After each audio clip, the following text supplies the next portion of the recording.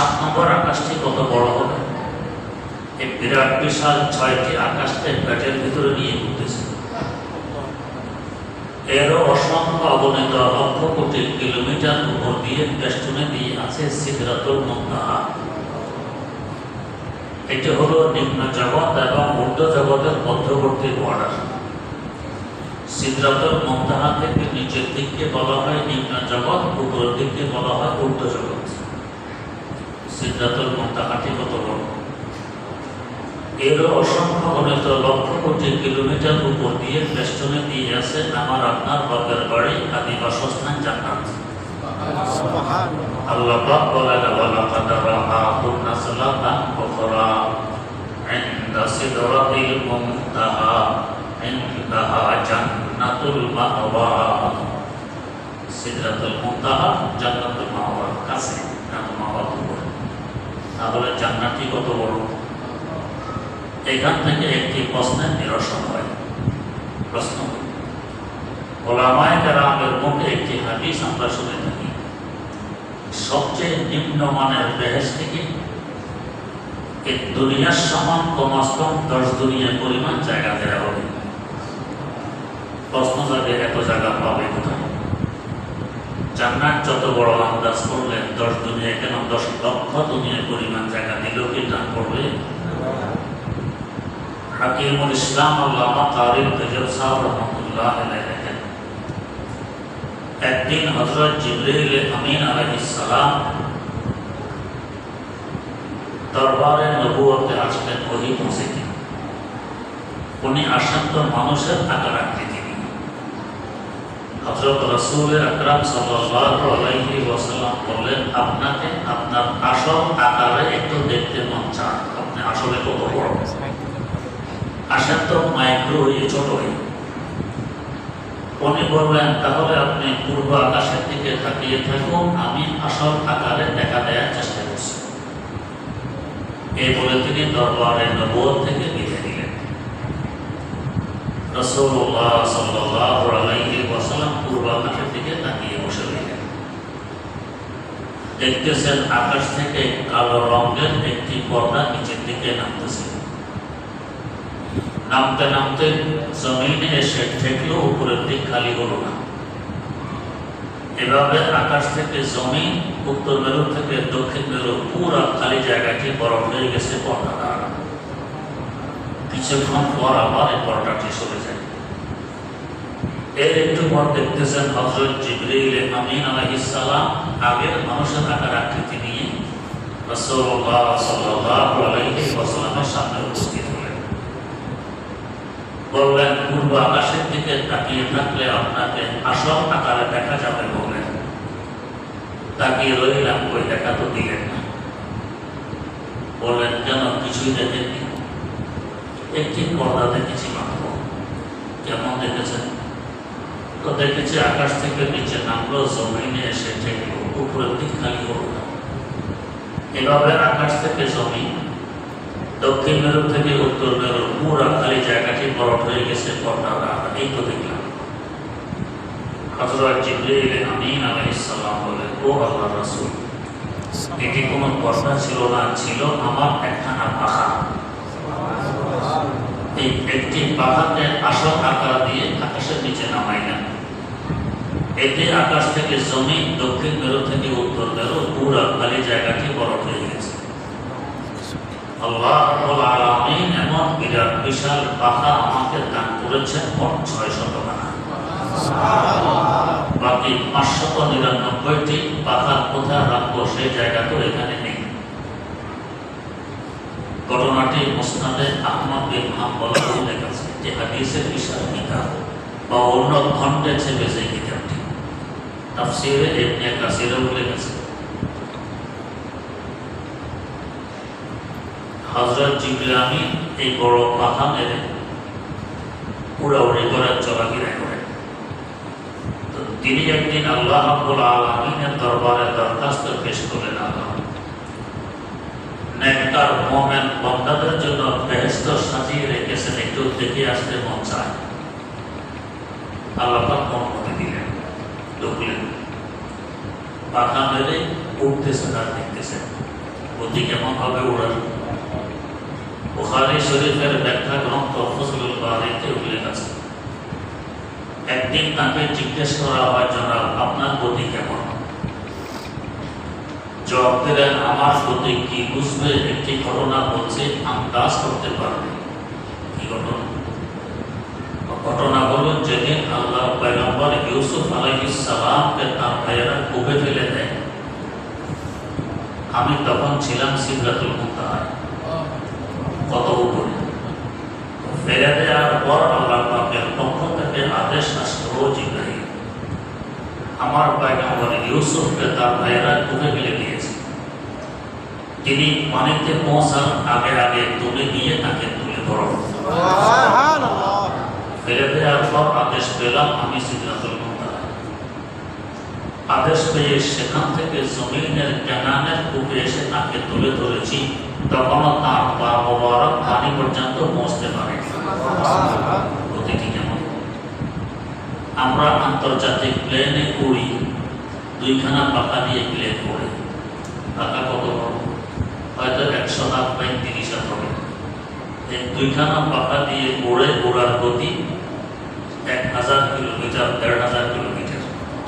আর এমন বিরাট বিশাল 600 পাখা দিয়ে যিনি উড়বেন, তার উড়ার গতি কেমন হবে? এই গতিতে তিনি উঠতেছেন, বেহেশত দেখতেছেন।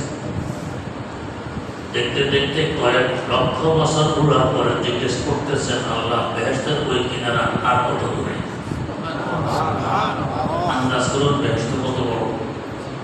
10 দুনিয়া কেন, 10 লক্ষ দুনিয়ার সমান যদি এক একজন বেহেশতিকে দিয়ে দেওয়া হয়, জায়গার নাম করবে।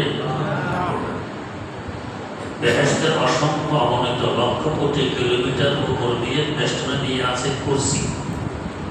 আল্লাহ পাক বলেন, ওয়াসিআ কুরসিয়্যুহু সামাওয়াতি ওয়াল আরদ। সকল আকাশ এবং জমিনকে বেষ্টনে দিয়ে আছে কুরসি। কুরসিটি কত বড়? এরও অসংখ্য অগণিত লক্ষ কোটি কিলোমিটার উপর দিয়ে বেষ্টনে দিয়ে আছে আরশে মহানা, আল্লাহ পাকের সিংহাসন। এই আরশটা কত বড় হবে? যার সিংহাসন এত বড়, তিনি কত মহান।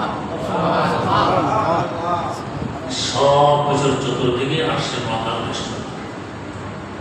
হাদিসে কুদসি, আরশে মহান উপরে লেখা আছে, গালাবাত রহমতি গজবি। আল্লাহ পাক বলেন, আমার রহমত আমার গজব থেকে অনেক বেশি। তার মানে আরশে মহান উপর দিয়ে বেষ্টনে দিয়ে আছে রহমত, চতুর্দিকে রহমতের ঘেরাও, রহমতের বেষ্টন। আমরা সব রহমতের বেষ্টনের ভিতরে। এক রহমতের কেন্দ্র তো আমাদের কাছে জমিনে আরাম করতেছে মদিনায় মুনাওয়ারা। হযরত রহমতুল্লিল আলামিন সাল্লাল্লাহু আলাইহি ওয়াসাল্লাম। রহমতের এক কেন্দ্র আমার কাছে, আরেক বেষ্টন উপরে। এই দুই রহমতের মধ্যে ওখানে আমরা না হয় যে পরিমাণ নাফরমানিতে আমরা নিমজ্জিত, এক ফোঁটা পানি পাওয়ার অধিকার আমাদের আছে। বর্তমান বিশ্বে প্রায় 750 কোটির মতো মানুষ বসবাস করছে। 550 কোটি থেকেও বেশি মানুষ কাফের, মুশরিক, নাস্তিক, মুরতাদ। আদমশুমারি হিসাবে 200 কোটি থেকেও কম হইল মুসলমান। এই হিসাবে তাসলিমা নাসরিনও আছে, ডক্টর আহমদ শরীফও আছে। বাস্তবের মুমিন মুসলমান কয়জন পাওয়া যাবে? যাদেরকে পাওয়া যাবে তারা আবার কয়জন গুনাহ থেকে বাঁচে? বলতে গেলে গোটা দুনিয়া গুনাহের অন্ধকারে ডুবে যাচ্ছে, নাফরমানিতে নিমজ্জিত। এরপরও থাকা, খাওয়া, পড়া, সুখ, শান্তি, রিজিক সব আল্লাহ পাক দিয়ে যাচ্ছেন। কেন? রহমতের কেন্দ্র আমাদের কাছে, রহমতের বেষ্টনী উপরে, মধ্যখানে রহমতের বরকত। আল্লাহ তাই বলেছিলেন, আয় রব তো কারিমি ও রাসূলে তো কারিমি, আয় রব তো কারিমি ও রাসূলে তো কারিমি, সদা শকরকে হাসতে মুমিয়ানে তো কারিমি, সদা শকরকে হাসতে মুমিয়ানে তো কারিমি। আল্লাহ, তুমি এক মেহেরবান খোদা, তোমার হাবিব সাল্লাল্লাহু আলাইহি ওয়াসাল্লাম আরেক মেহেরবান রাসূল। দুই মেহেরবানের মধ্যখানে আমরা গুনাহগার হচ্ছি। আশাবাদী ফেলে দিতে পারবে, যারা নিষ্ঠুর এরা তো দুয়ার থেকে সরাই দেয়। যারা মেহেরবান তারা বুকে জড়িয়ে ধরে। দুই মেহেরবানের মধ্যখানে আমরা আশা করে ফেলে দিতে পারব না। আল্লামা আলী মুসাদ্দাসের মুনাজাত লিখেছেন, हम नेक हैं या बद हैं तेरा है तुम्हारे, हम नेक हैं या बद हैं तेरा है तुम्हारे, निस्बत बहुत अच्छी है मगर राह बुरा है, निस्बत बहुत अच्छी है मगर राह बुरा है। আমরা ব্যাখ্যা করি আর ব্যাখ্যা করি, আমাদের সম্বন্ধ অনেক করতেছে। প্রধানমন্ত্রীর পিএস আরেক প্রান্তে বা কি পাওয়া মাঝে মধ্যে মঞ্চে থেকেও বেশি দেখা। আল্লাহ তোমার দিকে তাকাইলে আমরা তোমার বান্দা, তোমার হাবিব সাল্লাল্লাহু আলাইহি ওয়াসাল্লামের দিকে তাকাইলে আমরা তার উম্মত। সম্বন্ধ পড়া করতে আশাবাদী ফেলে দিতে পারবে। हमने या बद है तेरा है तुम्हारे, निस्बत बहुत अच्छी है मगर राह बुरा है। উপরও রহমত নিচেও রহমত। যেখানে এই রহমতের দেশ, দূরের দেশ আসে মামলার উপরে, সেখানে বাস করে আমাদের বাইরের এই পাঁচ বস্তু, রূপ, কলব, কফি, সির, কফি ও আখা। এই পাঁচ বস্তুর বসবাস করে রহমতের দেশে, দূরের দেশে, এত উপরে। ওই পাঁচ বস্তুর সম্পর্ক নূরের সাথে, আর এই পাঁচ বস্তুর সম্পর্ক খাকের সাথে, মাটির সাথে। এই পাঁচ বস্তু নিম্নমুখী, ওই পাঁচ বস্তু ঊর্ধ্বমুখী। এই পাঁচ বস্তুর স্বভাব পাশবিক স্বভাব, হাইওয়ান জানোয়ার যে খাসলত চরিত্র, পাঁচ বস্তু সেই খাসলত চরিত্র। এই পাঁচ বস্তু গরু ছাগলের মধ্যেও আছে, আমাদের মধ্যেও আছে। ওদের মধ্যেও মাটি আছে, পানি আছে, বাতাস আছে, আগুন আছে, মাংস আছে, আমাদের মধ্যেও আছে। উপরের পাঁচ বস্তু একমাত্র মানুষের আছে, অন্য কোনো মাখলুকের নেই। এটা মানুষের বৈশিষ্ট্য। এই কারণে মানুষ আশরাফুল মাখলুকাত, শ্রেষ্ঠ সৃষ্টি। ওই পাঁচ বস্তুর সাথে যদি এই পাঁচ বছর যোগাযোগ স্থাপন করতে পারি, তাহলে আমার আত্মা হবে বিশুদ্ধ। ওই পাঁচ বস্তুর সাথে আমার ভিতরে পাঁচ বছর যোগাযোগ নেই, আমার আত্মা হবে অশুদ্ধ, পরিশুদ্ধ। ওই পাঁচ বস্তুর সাথে যোগাযোগ কিভাবে করবে? এত উপর সূর্য আমাদের কাছে না দূরে, 9,30,00,000 মাইল দূরে, প্রায় 15 কোটি কিলোমিটার দূরে সূর্য। সূর্যের রৌদ্রকে সরাসরি ছাদের নিচে আসে না। একখানা আয়না দিয়ে যদি জানালা দিয়ে সূর্যের রৌদ্রের ভিতরে ঢুকাইতে পারবেন কিনা? ফোকাস করবেন আয়নার ভিতরে। দুনিয়ার সূর্যের দিকে তাকানো যায় না, চোখে পানি আসে। আয়নার ভিতরে সূর্যের দিকে কি তাকানো যায়? এটাও তাকানো যায় না, চোখে পানি আসে। তো 15 কোটি কিলোমিটার উপরে সূর্যের রৌদ্র আয়নার মাধ্যমে মসজিদের ছাদের ভিতরে আনা যায়। আবার এই আয়নার সাথে আরেক আয়নাকে মুখোমুখি করলে আরো দূরে নেওয়া যায়। এভাবে যদি লক্ষ কোটি আয়না একটার সাথে একটা যোগাযোগ স্থাপন করি, লক্ষ কোটি কিলোমিটার দূরে যাবে না সূর্যের রৌদ্র? যাবে। এমনিভাবে আরশের মাওলার উপরে অসংখ্য অনিত লক্ষ কোটি কিলোমিটার উপরে রহমতের দেশে, দূরের দেশে পাঁচ বস্তু আয়নার মাধ্যমে আমার কাছে আনতে পারি। সে আয়না কি? প্রথম আয়না মুহাম্মাদুর রাসূলুল্লাহ, রাসূল আকরাম সাল্লাল্লাহু আলাইহি ওয়াসাল্লামের কলব মুবারক। এই আয়নার মাধ্যমে এত উপরের নূর এসে গেছে তার কাছে। আয়নার মাধ্যমে তার কলবের সাথে মুখোমুখি 100 লক্ষ সাহাবায়ে কেরাম রাদিয়াল্লাহু তাআলা আনহুর কলব। এরাও নূরানী, পুত পবিত্র জমা। আকাশের নিচে জমিনের উপরে হযরতে পয়গম্বর আলাইহিস সালাতু ওয়াস সালামের পর এমন পবিত্র জমা কখনো আসেনি, আসবেও না।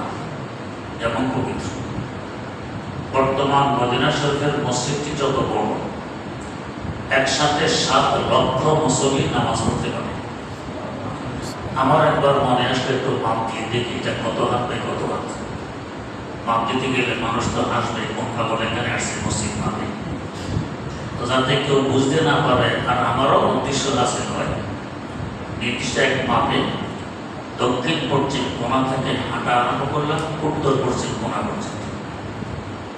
আন্দাজ হলো যে 2,500 হাত হবে, প্রায় 4,000 ফুটের মতো, 4,000 ফুট। 4000 ফুট একদিকে, এই হিসেবে 4000 ফুট আরেকদিকে, কত বড় মসজিদ! একসাথে 7 লক্ষ মুসল্লি নামাজ পড়তে পারে। আমার শেখ মুর্শিদ শেখুল ইসলাম আল্লামা তাকি উসমানী দামাত বারাকাতুহু বলেন, এটাই ছিল হযরতে সাহাবায়ে কেরাম রাদিয়াল্লাহু তাআলা আনহুর জামানার পূর্ব দিকে। এটাই তাদের বস্তি, এই পবিত্র জামাতের বাসস্থান। আল্লাহ পাক তাদের বরকতে তাদের বাসস্থানকে কিয়ামত পর্যন্তের জন্য পবিত্রতম মসজিদে পরিণত করে দিয়েছেন। এখানে কিয়ামত পর্যন্ত সিজদা সংগঠিত হবে, মনোসংগঠিত হবে না। এবং পবিত্র জামাত কেন? তাদের কলব রাসূল আকরাম সাল্লাল্লাহু আলাইহি ওয়াসাল্লামের কলবের মোতাবেক। আর তাদের কলবের সাথে হযরতে তাবেঈন রাহিমাহুল্লাহ তাআলার কলব, তাদের কলবের সাথে তাবেঈনের কলব, এভাবে আস্তে আস্তে বুজুর্গানে দ্বীনের মাধ্যমে আমাদের পর্যন্ত এসেছে। আমিও যদি আমার কলবকে এমন একজন ভক্তনে আল্লাহ বুজুর্গের কলবের সাথে যোগাযোগ করে দিতে পারি, ওই আরশে মওলার উপরের 5 বস্তুর নূর এবং রহমতের প্রভাব আমাদের এই 5 বস্তুতে এসে পড়বে।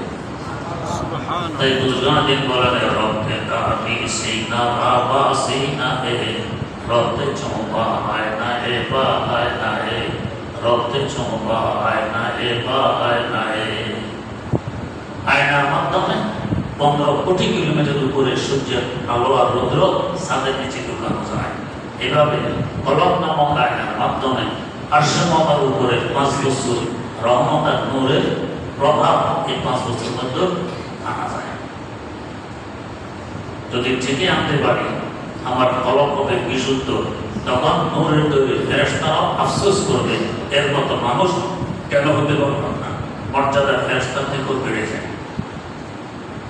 তাই এক বুজুর্গ বলেন, আখলাকে মসজিদে আছে একটি শেষ, আসমালা একে বাহানা তাহাতি ওয়াসবাহা ইবনি সোহান, আসমালা একে বাহানা তাহাতি ওয়াসবাহা ইবনি সোহান, বগুজর রাজে সে বাহা ইজমালা ইবনি বগুজরি।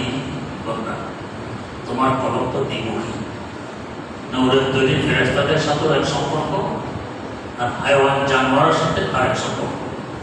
যেহেতু 5 বস্তুর ভিতরে পাশবিক স্বভাবে স্বভাবান্বিত, 5 বস্তু বাইরে নূরের তৈরি ফেরেশতাদের স্বভাবে স্বভাবান্বিত। যদি হায়াওয়ান জানোয়ারের স্বভাব অর্জন করে ফেরেশতাদের স্বভাব আপনাকে করো, এজন্য আল্লাহ একে বলসারি, ফেরেশতা থেকেও তোমার মর্যাদা বেড়ে যাবে। ফেরেশতা আফসোস করবে, এর মতো মানুষ কেন হতে পারে। আর যদি খোদা না করো তার বিপরীত ঘটে। এই ব্যাপারও ওই শেরের সাথে মিল রেখে আমার একটি শের আছে, ওয়ারশাওয়াদ ফাসলাত তোরা মিসলে বাআয়ে আয় বশর, ওয়ারশাওয়াদ ফাসলাত তোরা মিসলে বাআয়ে আয় বশর, খারো আজ আয় মাশবি এসে মালায়ে বউসারি, খারো আজ আয় মাশবি এসে মালায়ে বউসারি। ফেরেশতা স্বভাবের স্বভাবান্বিত হতে পারলাম না, উপরের 5 বস্তুর সাথে যোগাযোগ স্থাপন করতে পারলাম না। হায়াওয়ান জানোয়ারের সাথে আমার যোগাযোগ, এখন হায়াওয়ান জানোয়ার তো দূরের কথা, এর থেকে আমি আরো নিকৃষ্ট হয়ে যাব। আমার কথা না, আমার আল্লাহ বলেন, উলাইকা কাল আমরামি বাল গানাম, কেন এত নিকৃষ্ট? দামি বস্তু নষ্ট হলে বেশি নষ্ট হয়, খারাপ কিছু নষ্ট হলে এত নষ্ট হয় না। যেমন গরু ছাগল খায় ঘাস, খড়, ভুসি, আমরা খাই কি? কাচ্ছি, বিরিয়ানি, কালিয়া, কোপ্তা, পোলাও, কোরমা, কত টাকা। 1 প্লেট খাবার 1000 টাকা দাম হয়, 1 প্লেট খাবার। গরু ছাগলের ভুসি 1 প্লেট 1000 টাকা বিক্রি হবে না, 10 টাকায় হবে। এই কম দামি ভুসি তাদের পেটে যাওয়ার পর যখন বেরিয়ে আসে, আমরা বলি গোবর, হাতে ধরে গাছের গোড়ায় নেই, খেত খামারে ব্যবহার করি, রোদ্রে শুকিয়ে আগুন জ্বালাইয়ে ভাত তরকারিও পাকাই। আর আমাদের 1000 টাকা মূল্যের কাচ্ছি আমাদের ফেটে যাওয়ার পর যখন বেরিয়ে আসে, এটা কি নাম নিতেও তো দিক লাগে, খুব দেখাও যায় না, শোনাও যায় না কি অবস্থা। 1 প্লেট যদি নিয়ে আসে চড়াও, কাল পেটের মূল্য 1000 টাকা ছিল, আজকে 100 টাকা দিলে চলবে, তো দিবে কেন? এত খারাপ, বেশি ভালো ছিল। আর ওইটা এত খারাপ হয়নি কেমন, বেশি ভালো ছিল না। ভাত যদি নষ্ট হয় পানি দিয়ে ধুয়ে কাঁচামরিচ লবণ দিয়ে খাওয়া যায়, গরম কেউ বলে স্বাদ লাগে। আর বিরিয়ানি যদি নষ্ট হয়, দেখেছেন কখনো? ঠিক পায়খানার যে গন্ধ এটার মধ্যে একটু সাবান শ্যাম্পু দিয়ে ধুয়ে এটা খাওয়া যাবে। কেন? এটা দামি ছিল। তো আমরা তো ছিলাম দামি আশরাফুল মাখলুকা। যখন দাম কমে গেছে, এখন হাইওয়ান জানোয়ারও হার মানবে, এদের থেকে আমরা নিকৃষ্ট। ورشوادة سلطة رحمة سليبها يبقى البشر ورشوادة سلطة رحمة سليبها يبقى البشر خاطر حزب واشوفي بسيبها يكبسري আত্মা বিশুদ্ধ হলো কি হলো না বুঝবো কিভাবে? যখন দেখি আগে গান শুনতে ভালো লাগতো, এখন তেলাওয়াত শুনতে ভালো লাগে। আগে নাচানাচি ভালো লাগতো, এখন নামাজ পড়তে ভালো লাগে। আগে গানের অনুষ্ঠানে যেতে ভালো লাগতো, এখন ওয়াজ মাহফিলে আসতে ভালো লাগে। আগে নামাজ পড়তে মন চাইতো না, এখন নামাজ ছাড়তে মন চায় না। আগে পর্দা খুশিতে মানতাম না, এখন বেপর্দা চললে খারাপ লাগে। বুঝবো আমার আপনার বিশুদ্ধ হয়ে গেছে। আর আগের যে অবস্থা এখন সে অবস্থা বোঝা গেছে আপনার বিশুদ্ধ হয়নি। নিজে নিজে বিশুদ্ধ করতে গেলে কঠিন। কোনো কাজ প্রস্তাব ব্যতীত কখনো শেখা যায় না। এমনকি গাড়ি চালানো, এরপরে না করলে গাড়ি চালানো শেখা যায় না। ছোট্ট ছোট্ট কাজ পর্যন্ত প্রস্তাব লাগে, তারপরে করা যায়, না হয় করা যায় না। আত্মাকেও বিশুদ্ধ করতে হলে এমন একজন হক্কানি বুজুর্গ আল্লাহ ভালো লাগে, তার সাথে সম্পর্ক গড়ে তুলে তার পরামর্শ নিয়ে জীবন পরিচালনা করলে সহজে আত্মা বিশুদ্ধ হয়। এই জন্য আল্লাহ বলেছেন ওয়াকুনু মা'আস সাদিকিন, সত্যবাদীদের সান্নিধ্যে থাকো, সংসর্গ ত্যাগ করো, তোমার আত্মা সহজে বিশুদ্ধ হবে। আল্লাহ রাব্বুল আলামিন আমাদের কয়েকজন হক্কানি আল্লাহওয়ালা বুজুর্গের সাথে সম্পর্ক গড়ে তুলে সহজে আত্মাকে বিশুদ্ধ করার তৌফিক দান করুন। আমিন। সুবহানাল্লাহি ওয়া বিহামদিহি, সুবহানাকাল্লাহুম্মা ওয়া বিহামদিক, আশহাদু আল্লা ইলাহা ইল্লা আনতা, আস্তাগফিরুকা ওয়া